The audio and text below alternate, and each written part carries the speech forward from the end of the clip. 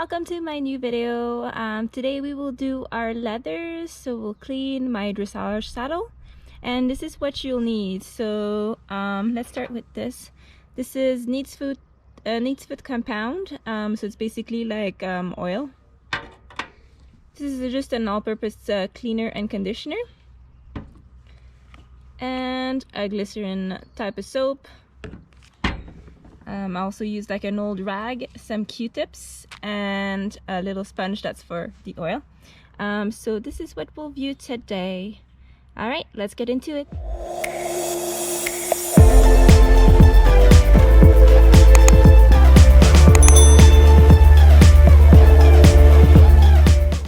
Alright, so obviously you'll need your saddle, and I just put a cloth here because this is like a wooden chair, so just a nice cloth. And I just want to go over and just show you a bit of what it looks like. So let's remove the cover. So I don't know if you could see very well, but the leather here is pretty cracked. It actually used to be way worse when I purchased it. This saddle hasn't been used for a while, and actually I remember when I put it on my horse, it was so light. I was like, wow, that's an awesome saddle, it's like super light and everything, but it just ended up that the leather was pretty like dry and needed some care. So I took care of that. So I spent the whole week basically putting some oil and moisturizer on the leather, and it actually came back almost to its original shape, but it has like a little bit of cracking here and there. So let me show you my famous saddle. So I actually purchased it from an ex-Olympian by accident, actually. So as you can see here, I don't know if you can see the name here, it says Boylan, and this was actually Stella Boylan saddle, and I purchased it online. I was just looking for a dark brown saddle that would suit my horse and myself, of course. But yeah, I didn't want to spend like a lot of money and break the bank, and this is what I found. So I purchased it. I just thought it would be like a regular brown saddle and everything. And when actually the lady came to drop it off, she brought with her a little magazine saying that it was her mom's. It was her mom's saddle, and I was like, okay, you know, no problem. And on the magazine, on the cover, basically you have Stella Boylan that does an interview about her experience as an equestrian and her first Olympic and whatnot. And apparently this saddle actually went to the Olympics, so that's a pretty cool fact about it. But yeah, so this saddle really needs a lot of care, so this is what we're gonna do today. Alright, so this is what it looks like uncovered. So as you can see, there's a little marbling effect here. I am not too sure what I want to do with this, or if I want to restain it or what. I read a lot of reviews that said that basically restaining a saddle can be something that's a little bit tricky, and then it can result in like staining your breeches when you actually ride with it. But I've actually read also the opposite. If it's well done, you can reuse the saddle and everything. But since it's almost like a historic piece, I don't really know what I want to do with this. So if you have any suggestions, please put that in the comment section down below. And let me just show you a bit of everything. So here in this area here, it's quite sticky. I have actually no idea why it is so sticky. Maybe if somebody knows, just please comment on that as well. I don't know if they spray something on their boots or what, but it's pretty sticky. And you'll note here that there's no leather guards. So when you're putting your stirrup leathers, there's no parts or pieces that you can, you know, tuck the extra leather away. So this is another kind of weird thing with this saddle. So if you look at my video about my Shamshield stirrups, you'll see that what I use for the saddles, they're called Weber's, and basically they're like a system of stirrup leathers that don't need to have a little stirrup guard here on the side. So I just want to try to show you a little bit. Like, there's a little bit of like cracking or crackling all over. This is the back of it. I was thinking of putting like a little plate here, but once again, I don't know, because this is like very historic and I don't really want to kind of destroy it, but at the same time I want to kind of customize it. So anyway, that's where I'm at with this saddle. And just for people that will be asking, this is a Labelle Swiss saddle. I don't know if they're actually in business. I would try to actually research it, and I couldn't find anything really new on the brand. I believe they still do, but I'm not sure. So if you can see here, Labelle Swiss, and then this one I got, it was actually all green, so I had to clean it up. And here was all like, there was a bit of mold going on here around this part here, so I cleaned that up as well. So yeah, a good week of like conditioning and oiling that saddle. So yeah, just to put it back into shape a little bit. So that's what we'll do today. You're supposed to actually oil your saddle kind of, not frequently, but at least if this one is really dry, that would help to just oil it a little bit more. And make sure that you actually condition your leather when you're using your saddle. Make sure you actually wash it as well or clean it. That will actually help expand the lifespan of your saddle. So let's get started.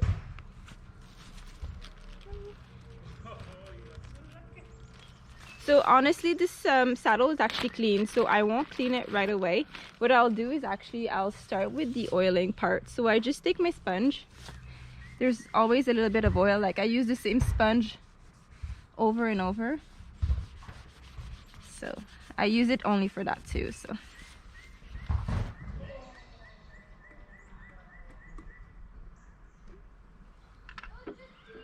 and then how I apply it is I just flip it over.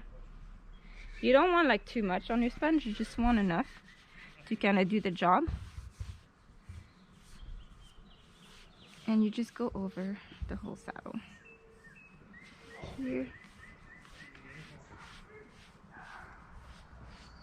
So my jumping saddle, which I'll probably make in another video, is actually way younger, so I don't need to oil it like as much. Maybe I oil it like once a year, but this one kind of needs a little bit of extra love. It now has the weight that it's supposed to have, like the actual weight of like good leather. So it's no longer as light as it used to be, kind of thing. So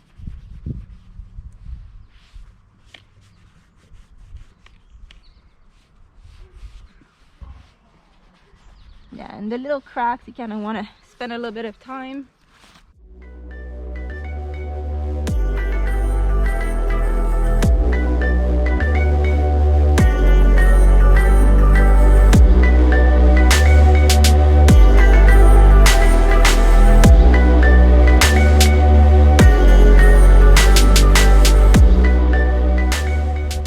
So I ask you guys to bring or to get some Q-tips. Just for the simple reason that you can't really get into everything. And I guess I'm kind of a perfectionist, so I like everything to be done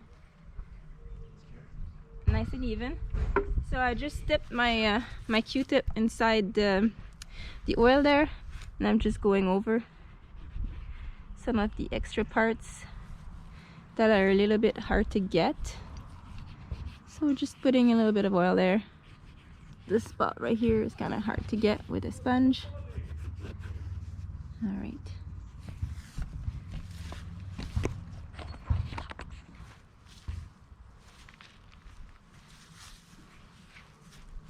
Don't forget to lift the part here and just go underneath as well. Like, you want to make sure your leather is all moisturized. So same here.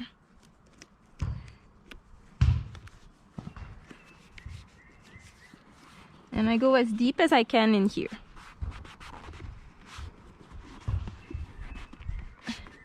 I go also on the other side of the leather here, just because it helps like really nourish and make sure that the leather gets the care that it needs.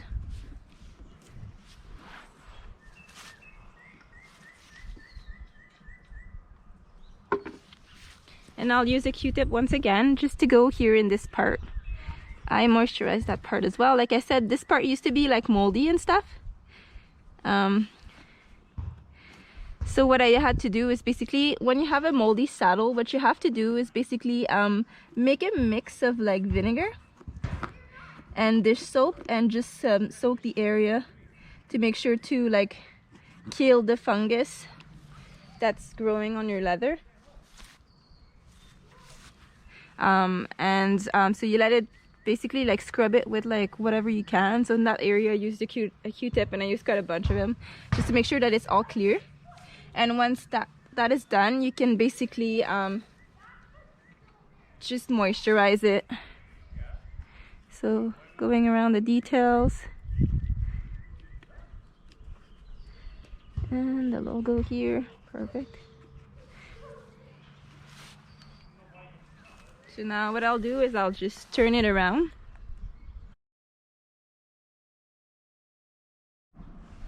Alright guys, you have no idea what the struggle was for these two little blocks here. So they have a little fold right here. I don't know if you can see that line right here. There's the same here. So these were really deep when I got it. So it was actually like bent out of shape.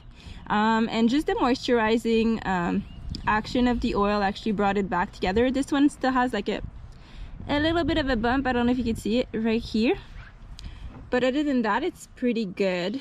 Yeah. So just so you guys know, inside the these two panels is basically wool. So it's a wool flock saddle. So it like took its shape pretty good. Like there was not any issues with that. I'm actually glad, because if not, I think it would have ruptured if it would have been like in rubber or something else. So we'll just go ahead and give them extra love once again. And make sure that they're actually oiled properly.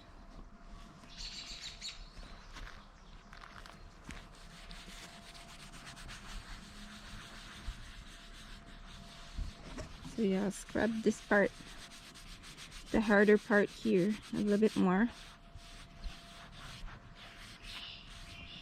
Same here. This one is actually fully smooth. There's not really any issues. So all the little wrinkles that you can see, it was basically like all like out of shape. Like I said, it was pretty much dried up. So nothing then oil can't fix. But yeah, I was actually worried that the saddle I wouldn't be able to use it after all, just because the crevices were so deep. Time to do the inside.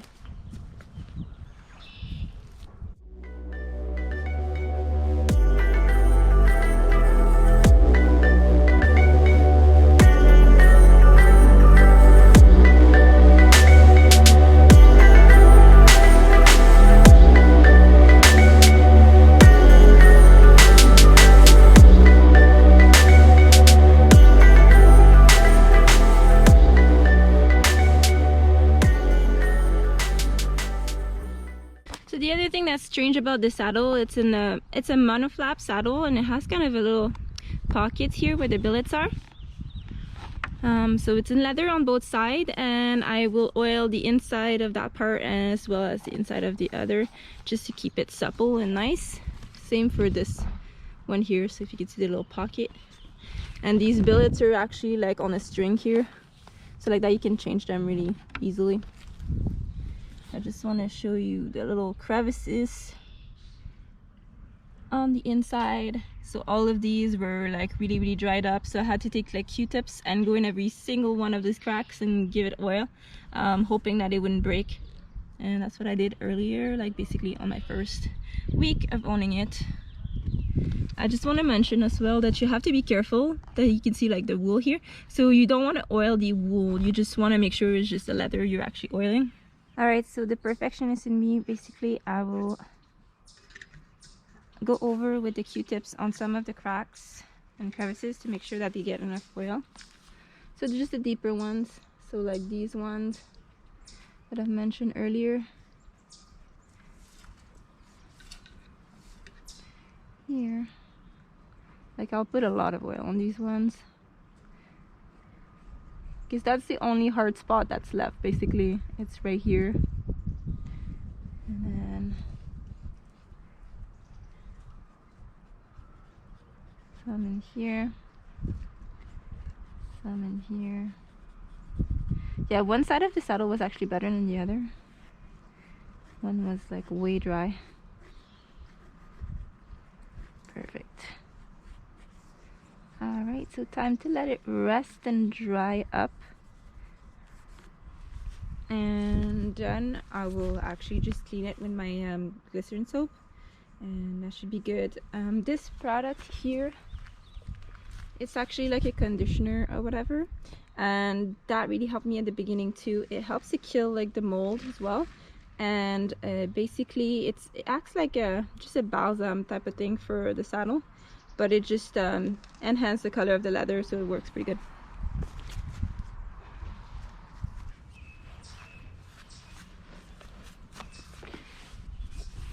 So what this saddle soap does, it just brings out the shine of the leather.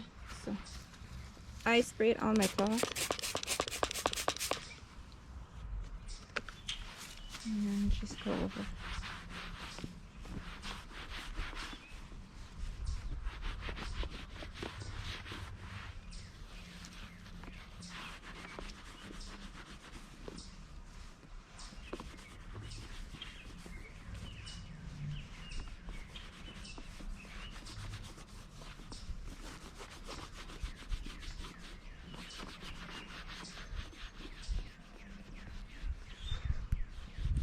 I don't know if you could see the shine that's starting to appear, but that's basically why I do it this way.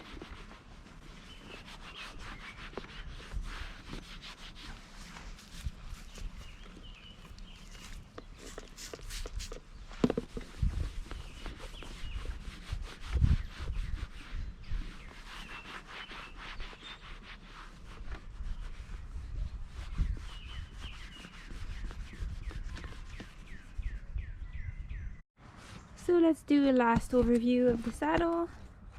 So as you can see, it's way shinier, and it's also nicely oiled now, so the leather looks really good.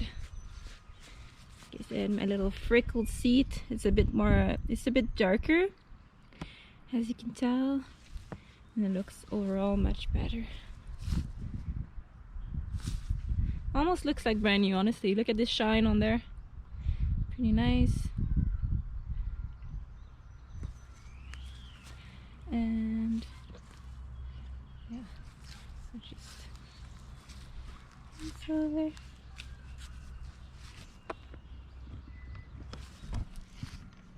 So I hope you enjoyed this video and that was helpful for you. If you have any questions or comments, please feel free to share them with me, and please subscribe to my channel. I hope you really liked it. I will do probably my jumping saddles soon, so that you guys can see both of them, and what I like about them and things like that. So have a good day. Bye.